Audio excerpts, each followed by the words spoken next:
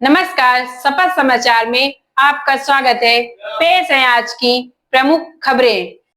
UP सरकार के cabinet मंत्री संजय निषाद ने शंकराचार्य को पूजनीय बताते हुए कहा कि जो भी वहां के अधिकारी हों उनकी जांच होनी चाहिए, उन पर कार्रवाई होनी चाहिए। भारत संविधान से चलता है तो संवैधानिक प्रक्रिया से काम होना चाहिए।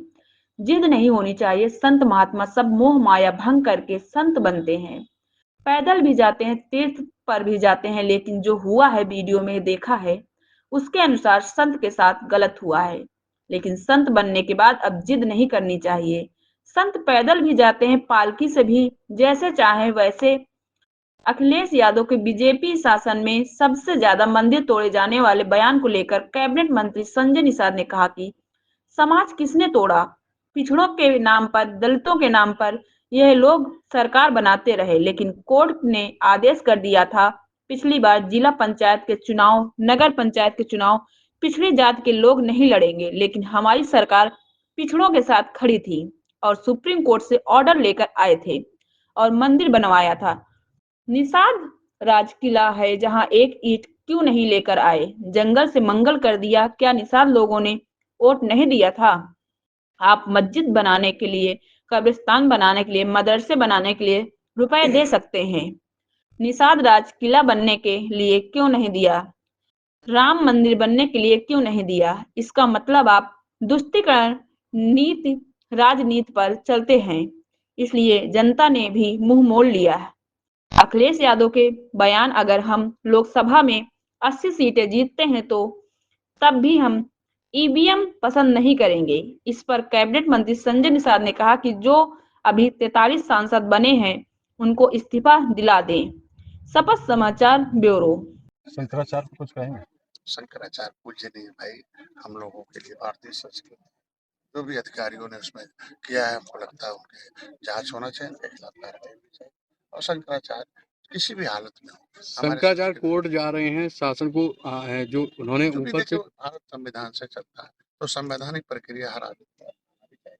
हमको लगता है कि हर कोई जिद नहीं होनी चाहिए, क्योंकि संत महात्मा सब मोह भंग करके संत बनते हैं, पैदल भी जाते हैं, सो के भी जाते हैं, पालकी में भी जाते हैं, जो कहते हैं वही अनुकरण करना। हमको लगता है कि हुआ ये, क्योंकि जो वीडियो में देखने पर जो लगता है कि प्रथम दृष्टया है, हमको लगता है, हमको लगता है कि उसमें जो कुछ अखिलेश के समर्थन में हम देखो धरना है, कोई नहीं है। हम कह रहे हैं कि जब हम संत हो गए, मोह भंग हो गया किसी चीज से, तो हमें उस पर जिद नहीं करना चाहिए। हमको लोग सब चाहे कैसे जाए, पैदल जाए, समाज को दिशा देना है अलग मामला, लेकिन जो भी हुआ वो गलत है। अखिलेश यादव कह रहे हैं कि सबसे ज्यादा मंदिर जो तोड़े गए हैं वो इसी बीजेपी सरकार में तोड़े गए हैं, किसी राजा ने नहीं तोड़वाए हैं। देखो मंदिर तो है ही, लेकिन समाज किसने तोड़ा है वो उनसे पूछा जाना चाहिए।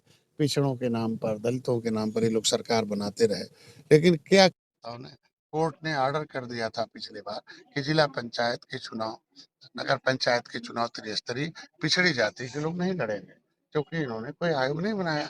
हमारी सरकार पिछड़ों के साथ खड़ी रही और सुप्रीम कोर्ट से ऑर्डर करा के लेके आई, आयोग बनाई, और देखो जिला पंचायत का। तो हम पिछड़ों, दलितों, शोषितों के साथ हम लोग खड़े हैं। और मंदिर बनाया होता तो निषाद राज किला है, एक ईंट क्यों नहीं दिया भाई वहाँ? आज तो हमें उसे जंगल से मंगल कर दिया, 56 फुट की मूर्ति भगवान। क्या निषाद ने वोट नहीं दिया था भाई? अगर आप मस्जिद बनाने के लिए, मदरसा बनाने के लिए, आप कब्रिस्तान बनाने के लिए पैसा दे सकते थे, तो निषाद राज किला पे बनाने के लिए क्यों नहीं दिया भाई? राम मंदिर बनाने के लिए क्यों नहीं दिया आपने? इसके मतलब आप तुष्टीकरण की नीति पर चलते हैं, इसीलिए जनता लोगों को नकार दिया। अखिलेश यादव कह रहे हैं कि ईवीएम हमारी अगर 80 सीटें आती हैं लोकसभा में तब भी हम ईवीएम को पसंद नहीं करेंगे। कहते हैं तो 43 जो जीते हैं पहले इस्तीफा दिला दें कि गलती से जितवा दिया ईवीएम ने, तब ना बात करेंगे। आप किस तरीके, आज के दिन में संवैधानिक संस्था है चुनाव आयोग, उस पर कोई सुझाव हो तो जब सर्वदलीय बैठक होती चुनाव आयोग में, वहां दे। अगर गलत है तो कोर्ट जाए, न्यायालय जाए। पब्लिक के में चुनाव आयोग के बारे में करो, सरकार के खिलाफ आप प्रदर्शन करो, सरकार के खिलाफ आप आलोचना करो, सरकार की समालोचना करो, लेकिन जो सरकार बनाती बिगाड़ती है वो संस्था है चुनाव आयोग, उसके खिलाफ शब्द बोलना ठीक नहीं है। आप देख रहे हैं शपथ समाचार।